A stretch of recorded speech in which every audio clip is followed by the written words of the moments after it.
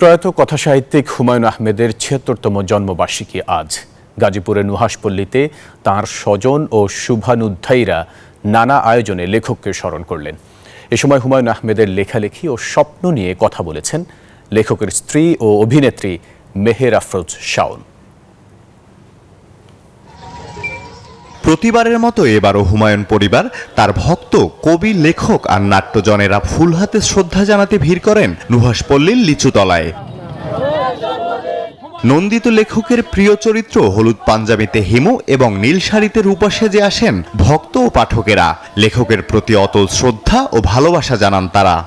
বাংলা সাহিত্যের উজ্জ্বল নক্ষত্র, উনি ৩০০-এরও অধিক বই লিখেছেন, যা বাংলা সাহিত্যের এক অমূল্য রত্ন। ওনাদের সাহিত্য প্রতিভাটা আছে সম্পূর্ণটা মৌলিক।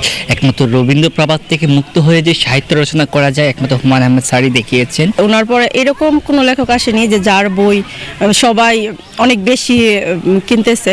দুপুর ১২টার দিকে দুই পুত্র নিনিত ও নিশাদ হুমায়ুন সহ ভক্ত শুভানুধ্যায়ীকে নিয়ে হুমায়ুনের কবর জিয়ারত করেন লেখকের স্ত্রী মেহের আফরোজ শাওন। এ সময় লেখকের আত্মার শান্তি কামনায় মোনাজাত করা হয়। কবর জিয়ারত শেষে মেহের আফরোজ শাওন হুমায়ুনের স্বপ্ন এগিয়ে নেয়ার প্রত্যয় পুনর্ব্যক্ত করেন। জানান, আগামী ১-২ বছরের মধ্যে জাদুঘর নির্মাণ কাজ শুরু হবে।